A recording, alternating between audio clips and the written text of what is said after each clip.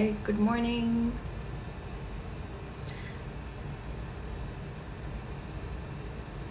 I'm just gonna wait for people to join in. I'm gonna be going live for around 30 minutes because today I'm gonna show all of you how it is studying in the US. Let's just see if there's more people awake. Oh, I just wanted to know, where is everyone from, if you can comment. And I also need to mention that this is a partnership with TOEFL, which you see right here. There's the logo. TOEFL is basically the English language course that you have to do to apply for universities when studying abroad. Also, so if any of you have any questions about that English test, then let me know. But basically, today is the first day of school at NYU, and I just wanted to do an entire day in my life as a master's student at NYU. So in an hour, I'm gonna be going to the NYU gym, and I'm gonna show you guys all the amenities that we have at an American university. So I'm gonna make a video of that so you guys can see. Then I'm gonna go live again later in the day at 11:30, and that's just gonna be an entire session about studying in the US. So if you have questions about how it is studying here, the requirements to get into NYU, the English test, like all of that, you can ask those questions. And I'm also going to show you my favorite study spot here in New York, because I have to do some homework later today before I have my first class. I don't have class until 3 o'clock, and I'm going to have a class in social media actually, so that's going to be pretty interesting to see how that is. And then later I'm going to go live again after the class so I can talk to you about how it was, because classes in the US are quite different from how it works in Europe, at least. And then last but not least, I'm actually going to a concert tonight, and all the Danish people know Christopher, basically, because he's doing a concert here in the US, so that's going to be quite funny to see a Danish artist here. So that's the program for the entire day. I'm going to record everything, and I'm obviously going to go live multiple times throughout the day if you guys want to follow along. But yeah, let me know if there's any questions, and also if you guys can comment where you're from, because I'm kind of curious whether this is like mostly European people or where everyone is from. And I also got a Starbucks iced latte. I'm meeting my friend Scarlett. I think she might be seeing this, I'm not sure. I'm meeting her in an hour because we have to go to the NYU gym. Denmark. Most people are probably from Denmark. Hi, Scarlett. So yes, you need to start getting ready.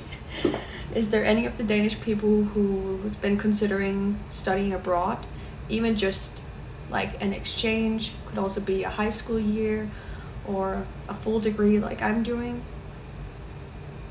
Then comment, because I'm kind of curious. Just gonna take a sip.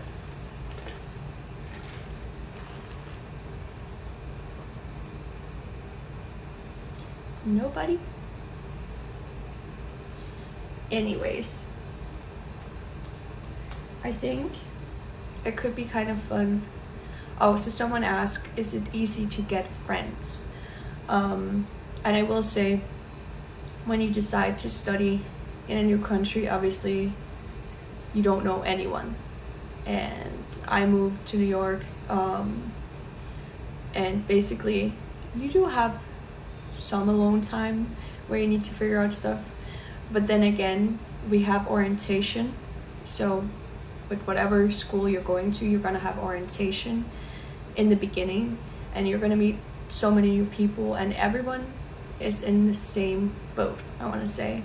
So I mean, Scarlett, who's watching this, she's one of my closest friends here at NYU, and we met each other on the first day of orientation, and we're like a group of girls who got together. So actually, I think it came pretty easily because everyone just moved to New York. Nobody knew anyone. So that made it a lot easier, yeah. And because the school has the whole orientation thing, like there's so many things you can go to. We didn't even go to all of it, like just a few things, but obviously you can be more engaging if you want to. So I don't necessarily think it's hard to make friends, also because in general, now that I live in New York City, most people moved here. It's only a few people who actually grew up here. So for example, I joined a run club where I'm meeting people, but there's like a lot of different ways, and I feel like people are very open to getting to know everyone. I need to understand that question. Are you asking if I mostly speak Danish or English while I'm here? Oh, okay. I speak Danish. Like, I'm originally from Denmark, but I'm speaking English on my TikTok channel because I have a lot of followers from both the US and from other places in Europe. So speaking English so that everyone can understand. Is there any other questions about studying in the US? Perhaps also about the English test? I can perhaps explain a bit about this. When you want to study abroad, you need to take an English test if you don't have an English degree. And I studied at Copenhagen Business School for my undergrad, where I studied intercultural marketing communication. And that was like a mix of Danish and English, which is why I still had to do the TOEFL test. And I've done it twice, actually. I did it once when I wanted to do exchange, but then COVID happened, so I couldn't go on exchange. And then I did it again to go here, because when you do the test, you can actually use it for 2 years, which is pretty nice, but mine had expired, so I needed to do a new one. You can either do it at a test center, or you can do it in the convenience of your own home. I've done both. So the first one I took was at a test center, and the second one I took, because COVID was still around, I did it at home, which I really liked, because I could just sit in my own apartment, you know, chill. There's someone who's gonna monitor you through the web camera, but it was very easy. I had no technical issues, and you can like text the person, oh, I need to go to the bathroom, or that kind of stuff, and they'll let you do that. Basically, it's a 4-hour test, and you're gonna be evaluated on 4 different components. So like, you're gonna be tested in how good is your writing in English, your speaking, your listening, and also your reading. And you get scores based on that. You can get up to 30 points on each in each category. No, it's okay doing questions in Danish. That's completely fine. I'm just gonna answer in English. But yeah, there's 4 categories, 30 points in each, which means you can get a total of 120 points. Different universities require different points. Like some are maybe, now I'm saying only like 80 points. NYU was 110 points, which is really high, and I've never seen that before. But I also know Columbia University is, I think that's like 113. But don't worry, because I didn't get 110. I know my roomie, she is going to Columbia, she didn't get 113. So there's still ways around it. But anyways, yeah, you're gonna get the points, and it's just a 4-hour test, and it kind of prepares you for stuff you're gonna meet when you're studying here, because it's the way they do academic English, which is really nice. You're gonna have like snippets of lectures where you have to listen and answer questions.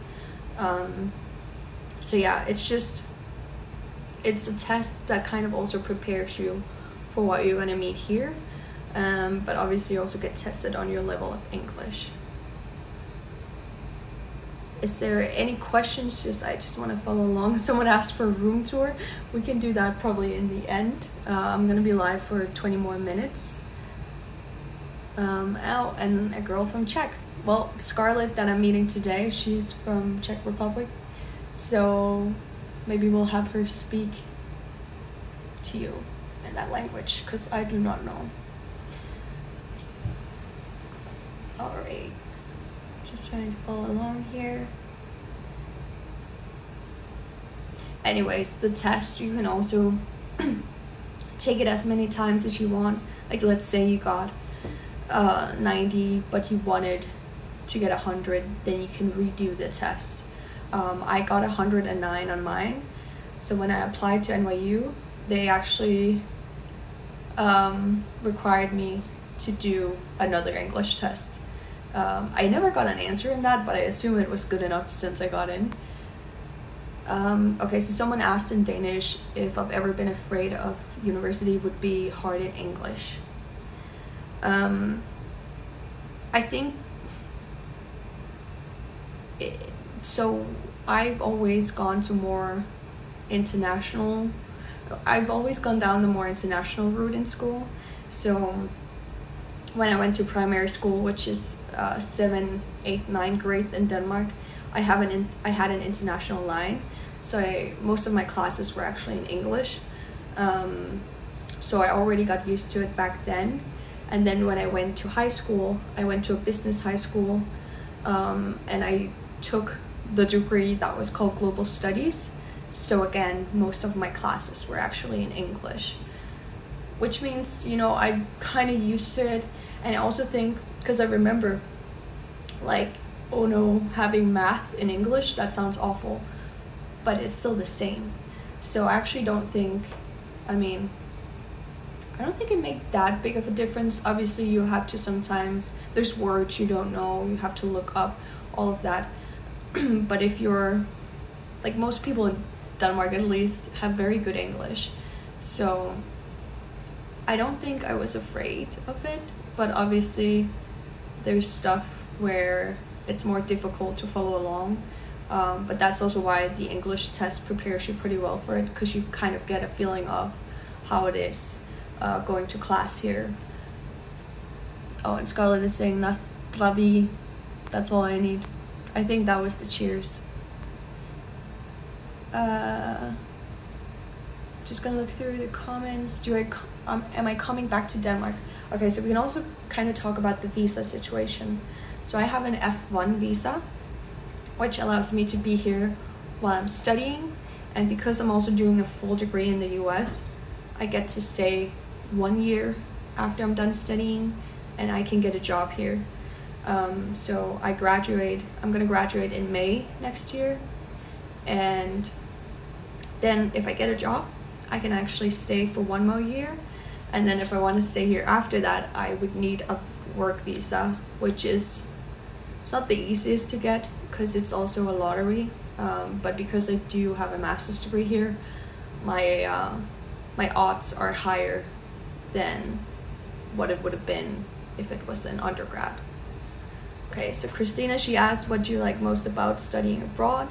Also, actually, you guys should go and follow her because she's studying in North Carolina at college. She's also studying marketing, which is very funny to follow along. It's in Danish, but I know there's a lot of Danish people in here, so you've probably seen her. I think what I like the most about studying abroad is probably that there's so much happening every day. Just like today, the fact that I have school, I'm going to a concert, there's always something to do here, and you get to meet so many new people and different cultures. Like, you're definitely, also because I think Denmark is very small and homogeneous society where a lot of people are similar, and here in New York there's so many different cultures, you get to meet so many different people, which is just very interesting. And then there's always something to do. You almost get FOMO because people will ask you, or like text in a group chat saying we can do this or that, and sometimes you just have to say no and chill. So yeah, a lot of adventures. How and when did you start running? I actually started when I got back to the city in late June, and yeah, because usually I have the NYU gym, which is a part of what you pay for tuition, but during summer we have 4 months of summer vacation, and then you don't have access to the NYU gym unless you pay for it. Not that it's, I mean, it's pretty cheap, so I could have paid for it, but I don't know why. I was like, let me start running. So I started in late June, and then I really liked it. So now I'm still running, but now we have access to the gym again because of NYU. So it's gonna be a mix of that, and then I actually also have something called ClassPass, which is like an app where you can book in different type of workouts, which I really like. Yeah, so someone said 4 months summer vacation. The system here in the US is quite different again from Europe. So I was basically done with all of my exams around early May, and ever since then I've had summer vacation. Today I begin class again. Then I'm gonna have classes until mid-December, and then I'm gonna have like 1.5 months of winter vacation. It's very different from Denmark, because in Denmark you will basically have reading study holiday because you need to prepare for exams, but here you're done, like you're on vacation. The thing is though, most students will get a an internship over the summer here, so they can work and obviously get work experience, whereas I think in Denmark most people probably have a part-time job while they're studying, but here most people, I don't want to say most people because obviously it depends on the situation, but a lot of the people that I'm studying with doesn't have a job. Some actually have a part-time job now because they got an internship over the summer, but it's not as common to work like while you're in school here as it is back home, because I think when I went to Copenhagen Business School, after like 6 months everyone had like a study relevant job, and that's not as common here. I don't have a job here. I'm allowed to, after 1 year you're allowed to work here, so I could have gotten an internship. I can also use my OPT before I'm done, but basically I have 12 months of OPT, so if I start using it now, it will count for some of the time that I could have used after my degree, so I'm gonna save it until I'm done. You can also get a job on campus, which you're allowed to get from the beginning. So like the first year I could have gotten a job working 20 hours a week on campus, and it actually pays pretty well. It pays $30 an hour for master's student, which is like 200 Danish kroner. So that's a pretty good salary for someone studying, but it is also an expensive city to live in, so it makes sense. Okay, someone asked, do I have more free time on my bachelor or on my master's degree? Definitely on my master's degree. I found that there's a lot more work-life balance here studying compared to what I had at Copenhagen Business School. The thing is, Copenhagen Business School, it's not mandatory to attend classes, and then you only have your exams at the end of each semester. But the thing is, a lot of people they tend to work a lot, and then they don't keep up with homework, and then as soon as they get to like the exams, people are overloaded with work. Whereas here you have a lot more week-to-week homework for every class, which means you have to keep up with it. So obviously there's more homework, I would say, but I don't think the homework is that demanding, like, and it just ensures that you're intact with the syllabus. And then when you actually have an exam, you don't need to study that much for it. Like, I spend only a few hours to study for my exams here, versus in Denmark where I need to spend days on preparing. So I like this a lot more, and I find it more engaging compared to the system back home. But I guess the system back home leaves more freedom to work and that kind of stuff alongside your studies. Is Christmas in New York like the movies? I mean, I haven't spent Christmas here. I went back home mid-December last year. But I mean, you definitely see all the things that you would see in movies. It is very much like an American movie sometimes. I'm not gonna lie. But, you know, a movie is also very romanticized. So I guess both. Definitely go here for Christmas. Like, it is very nice. I think New York City is a great place to be for like a little Christmas trip, or else I would probably go during fall. I think it's really pretty during fall or spring, but I wouldn't go during summer because it's way too hot here. Like right now it's 35 degrees, so it's, in my opinion, it's too hot because it's, you know, it's a city. You can't go out to the water. So someone asked if it's expensive to live here, and yes, and you can definitely go to other places in the US where it's gonna be way more affordable. New York is one of the most expensive cities in the world, so the living cost is definitely higher. People also earn a lot more here than we do back home in Denmark, so it makes sense. But I saved a lot of money before coming here, and then I'm also getting a lot of support from the Danish government and other scholarships from Danish foundations. So that's how I make it work.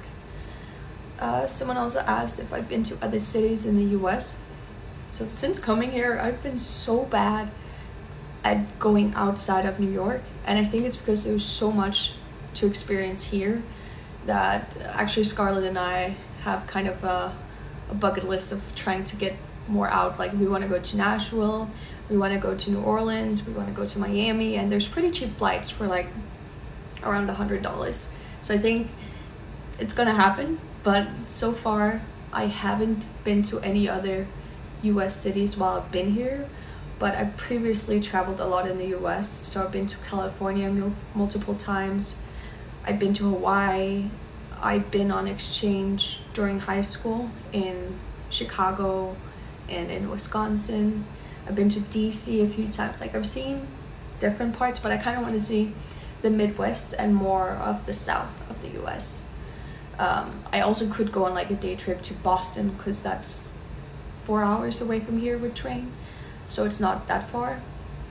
And could be fun seeing Harvard University.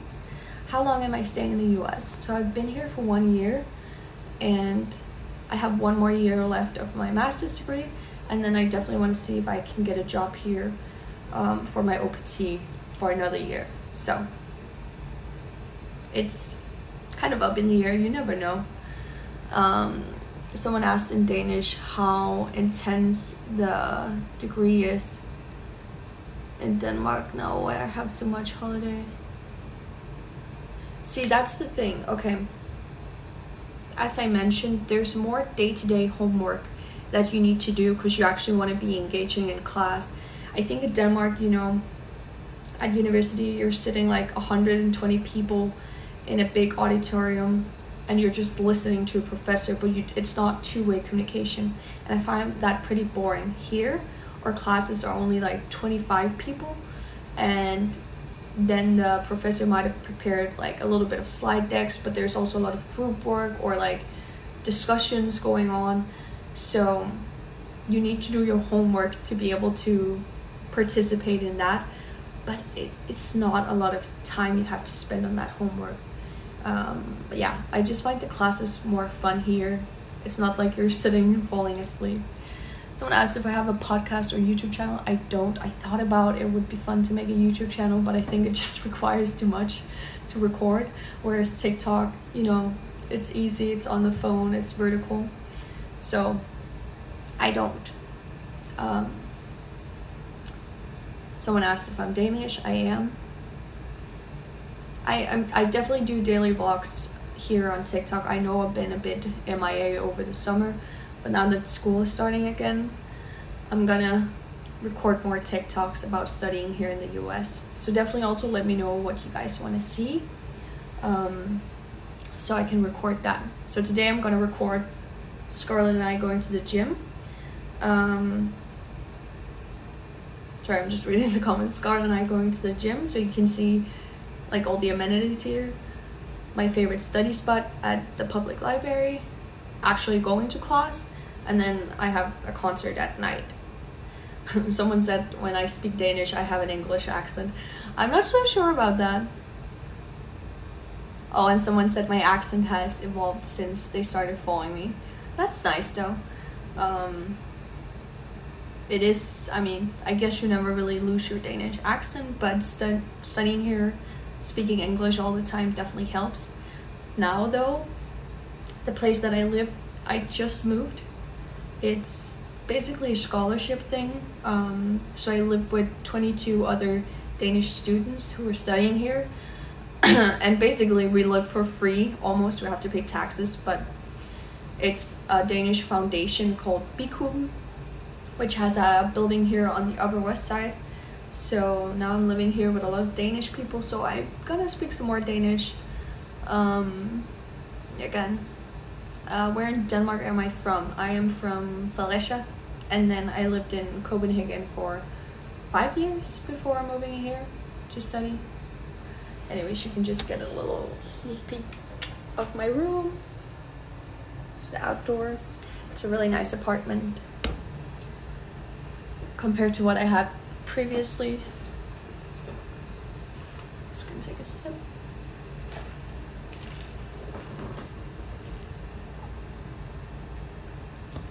Oh, I moved the logo. Sorry. Yeah, I don't know. Is there a dog on my bed? No.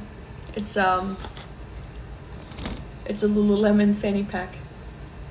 I'm gonna go to the gym in 5 minutes. But I'm gonna make a video about that so you guys can see how the gym looks, because you know, in Denmark we don't really have a college campus here. There's like a swimming pool, basketball court, like spinning room, all of that stuff at the NYU gym, which is pretty cool.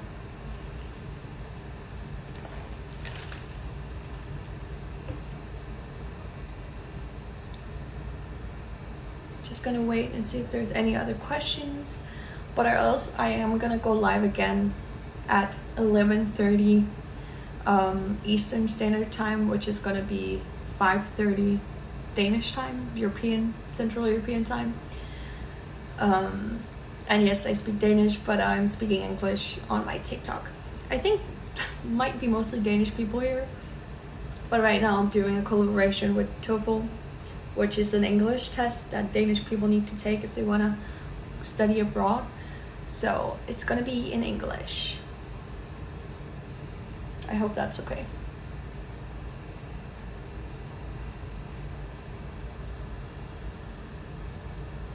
Sorry, I'm just reading. Yeah, so on TikTok I can see where my followers are from, and obviously a lot, I think 20 to 30% is Danish. There's also a lot of US based followers, or else it's followers from Scandinavia, England, Germany, Holland, different places in Europe.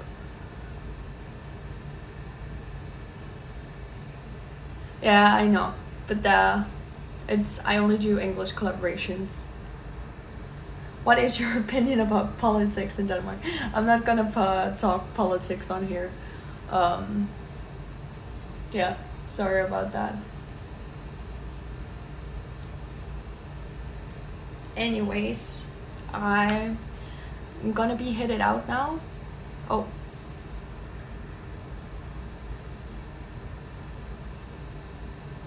You don't have to go to university in Denmark before you can go to university in the US.